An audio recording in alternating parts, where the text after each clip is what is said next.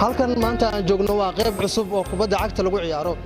waxay ku taallaa gudaha degmada waa wax nagu cusub marka la fiiriyo haddii aan nahay shacabka degmada Afgooye iyo waliba dhalinyarada isboortiga ciyaarta Salaxa Nuuraani waa salax cusub oo laga furay gediga degmada Afgooye gaar ahaan xaafadaha 21 Oktoobar sida u jeedaana maanta waa maalintii ugu horeysay lagu ciyaaro waxaana uu leeyahay laba goolood iyo barxad saan u weyn oo ciyaar marka ay ku ciyaari karaan kooxo xifaaltimaya ama dhalinyaro xifaaltim isboortiga ka dhaxeeyo hormar qayb ka mid ah ayaa noo bilowday haddii aan nahay reer Afgooye bahda isboortigana waxay ka mahad celinayaan ganacsadaha markaasi sameeyay halkan oo ah hal lagu ciyaaro kubadda cagta aan ahayn goob la isku dagaalo kubadda cagta waxay qayb ka tahay waxyaabaha la isku barto dadkuna heshiisiya waxaana guud ahaanba dadka degmada Afgooye ay yihiin kuwa soo dhaweynaya hawshan cusub iyo waliba Salaxa Nuuraani ee laga furay gudaha degmada Afgooye macni abba waa mid ka mid ah macallimiinta tababarta kooxaha degmada Afgooye galabta waxa uu markaasi ku sugan yahay halka aan joogno oo ah Salaxa Nuuraani ee la furayo wuxuu ka hadlayaa dareenkiisa ku aadan iyo sida uu arko maanta Salaxan la furayo bismillaahir rahmaanir rahiim Salaxan waxa aad iyo aad aan ka faraxsanahay ilaa waxa ay muuqatay horumar oo isboortiska soo zaaiday waayahay maanta waa bilow maalintii ugu horeysay waaye dhalinyarada reer Afgooye way xiiseynayaan banoonigana ma aha shay isku dagaalo baaqaagi iyo markaad fiiriso horumarka uu leeyahay in Salaxa la furo iyo baaqa jeedinaysa bismillaahir rahmaanir rahiim horta Salaxan furitaan shay waxa si soo dhawaay doonee dhalinyaro badan oo kala xaafad ina si soo dhawaay oo isbarasho aad u weyn ay ka dhigto la kaabe marka baaqa walan ka jeediyay sidii tiyaab garoon banooni sidii tismo isbarasho iyo nabadgelyo ay mushmaha dagaal ma aha marka dhalinyarada oo ka soo qayb galaan ilaa meesha ka dheelaan waxa ka dardaariyay ina ciyaar wanaag soo bandhigaan qalbi furan inay soo bandhigaan oo ay ka ilaaliyaan waxyaalaha buuq iyo dhibaatada sheenaaw koob markii inay taxadira markii soo galaan sida saacada oo kale faraantiga oo kale koob baraanka inay soo reebaan wax qalqal oo wax garoon galiyo dhan ina garoon gudaha la soo galnay markii dheelayna saaxiibtinimo banooni wala iska dhigi karo lug isgaari karto gacan isgaari karto isla mar aantaas in masaaxamo oo gacanta la isgari intaasan ku codsadeen aad iyo aad u maasan macna abba waxa uu noo sheegay in loo baahan yahay deganaan boon la muujiyo horumarka la gaarana lagu tilaabsado in ay sii kordhiyaan dhalinyarada markaasi kubadda ciyaaraysa kabtan Maado Cali Sheekh waxaan ku xasuustaa naadiga Bishcas ee degmada Afgooye maanta waxaan ku arkay asigoo jooga isla markaana cuslaaday Salaxa waxaan weydiinayaa su'aalooyin ku saabsan sida uu arko maanta Salaxa la furayo waxaan ku xasuustaa naadiga Bishcas hadda waxa la sheegay inuu u dheelayo naadiga Super Shell ee degmada Afgooye hayeeshee Maado saan ku ogaa ma aha waxaan weydiinayaa su'aalooyin ku saabsan sida uu arko Salaxan aadan soo dhaweynayna waan ku faraxsanahay horumarka balaaran ee laga sameeyay degmada Afgooye gaar ahaan xaafadda 21 Oktoobar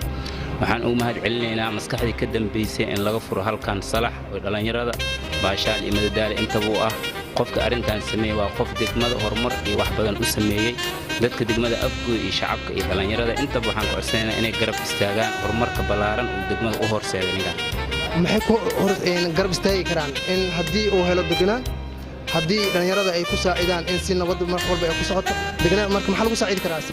wax walba lagu saacidi karaa waxa lagu saacidi karaa deganaan iyo wanaag in lagu soo dhaweeyo foodada laga yareeyo wax walba loo garab istaago maadaama wanaag badan iyo hanta uu geliyo meeshan handada meesha uu geliyo hal maalin ilaa maalin wax lagu heli kar ma aha laakiin waxa kaliya oo asigu u sameeyay degmada inay horumarto saas darteed dhalinyarada iyo dadka reer Afgooye waxaan ugu baaqi lahaa inay si nabad oo la shaqeeyaan wanaagu meesha uu sameeyay ay u horseedaan kabtanka aad ugu mahadsan yahay iyo waliba sida wacan oo noo sharaxay in loo baahan yahay deganaan weyn la muujiyo horumarka uu noo sameeyay ninkan ganacsadaha ah ee markaasi inta laha fikirka lagu sameeyay in la helo deganaan weyn oo lagu ciyaaro si horumarka balaaran hore ugu sii socdo Daawud Maleele waa mid ka mid ah ciyaartooyda degmada Afgooye isla markaana ka xamaasha zareeyada dalkeena Soomaaliya ayaashe waxaan weydiinayaa su'aalooyin ku saabsan Salaxan soo arko degmada Afgooye marka la joogana waxaan ku xasuustaa ama aan ku arkay naadiga Waxool waxaan Saciid aad u mahadsan tahay marka hore marka xigtana ciyaartooyda degmada Afgooye maanta farxad weyn ay u tahay waayo waa dareemi kartaa marar badan waxa aan sugaynay oo xitaa waxa is dhigi karnaa inaga soo daahayno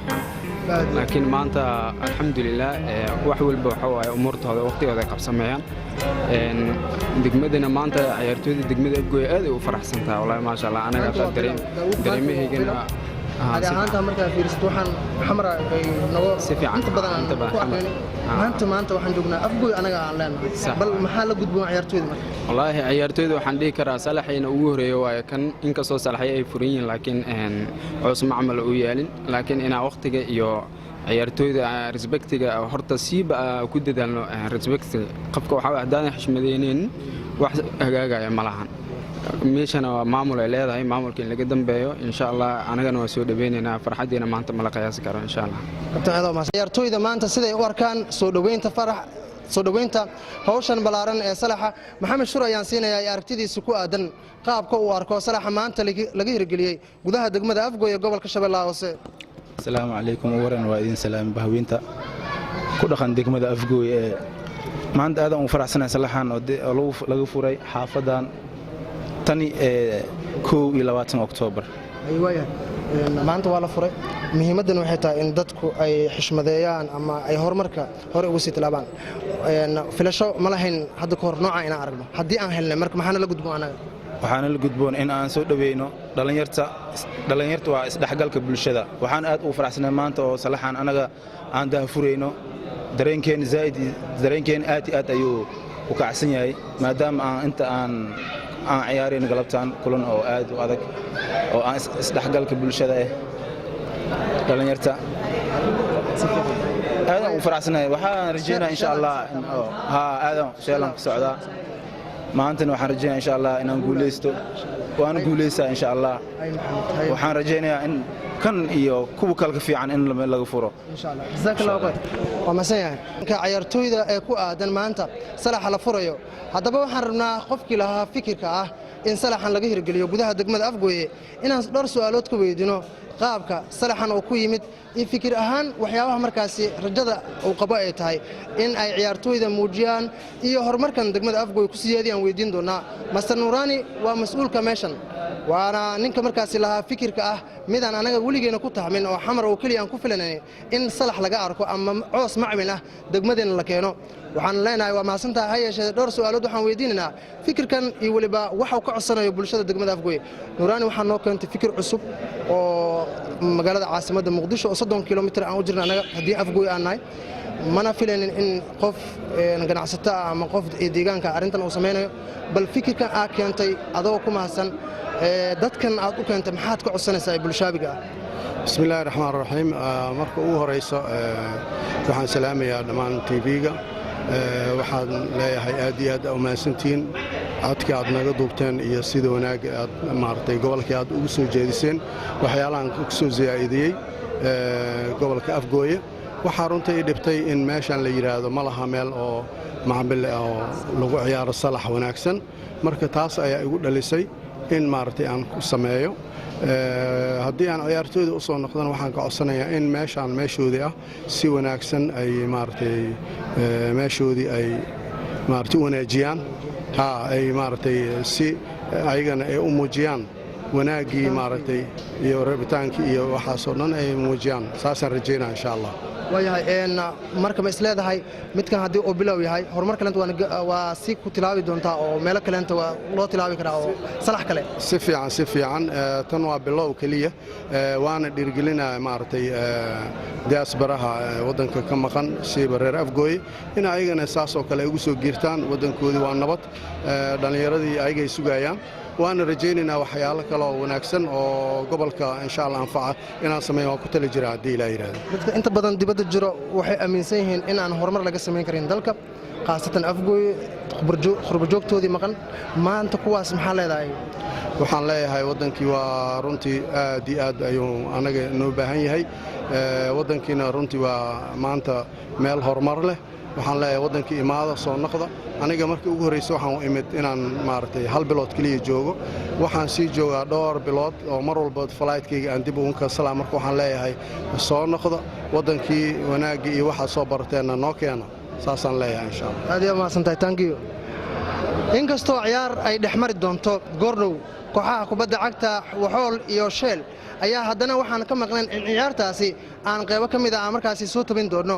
hayeeshee ciyaarta iyadoo goordhow bilaaban doonto waxaan u mahad celinayaa mas-uuliyiintii barnaamijkan igala qayb gashay oo ay ka mid yihiin macali abba iyo ciyaartooyda dhowr ahaa iyo mas-uulka meesha iska leh ee salaxan noo hirgeliyey guud ahaan waxaan leenahay aad iyo aad u mahadsantihiin cid allaale ciddii barnaamijkeena ka hesha waxay si toos ugala socon kartaa doondoonis channel ayadoona leeg ay noo saari karaan subscribe-na ay yidhahdaan haddii ay arkaan muuqaalo kaleentoo qurux badanna aan idiin soo bandhigi doonno kumantina noo dhaafa insha allah